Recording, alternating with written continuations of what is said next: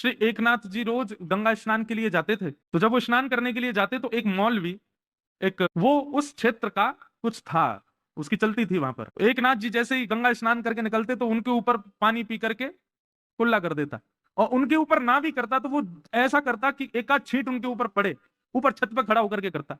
एकनाथ जी महाराज फिर से गंगा स्नान करने चले जाते। कथा प्रसिद्ध है, 50 बार करता, लेकिन 50वां बार एकनाथ जी गंगा जी में चले जाते। उस पर क्रोध नहीं करते थे। एक दिन वो अपने किसी काम से कहीं चला गया, मिलेच्छ मौलवी। एकनाथ जी महाराज आए, एकनाथ जी ने आकर के गंगा स्नान किया। गंगा स्नान के बाद उसकी छत की ओर देखने लगे, और छत की ओर देख के वहीं खड़े खड़े प्रतीक्षा करने लगे कि आज इसने कुल्ला नहीं किया मेरे ऊपर। किसी ने आकर के कहा, एकनाथ जी आप यहाँ क्यों खड़े? बोले भैया वो एक एक व्यक्ति का नियम है, मैं जब जब गंगा स्नान करूँ मुझ पर कुल्ला करता है, आज वो आया ही नहीं यहाँ पर, उसकी प्रतीक्षा कर रहा हूँ, वो आ जाए कुल्ला करे तो फिर उसका नियम पूर्ण हो।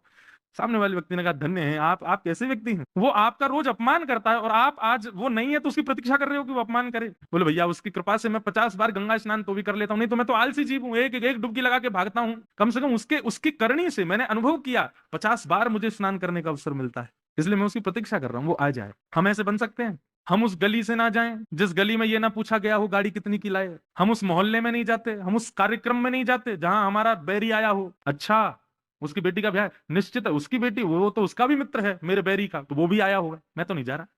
वो आए तो मैं क्यों जाऊं? कभी कभी मन में विचार आता है, हम लोग कैसे हैं, हमारा स्वभाव कितना ज्यादा संकीर्ण हो चुका है। छोटी छोटी बातों पर, छोटे छोटे विषयों पर हम कितनी दूषित भावनाएं ले आते हैं।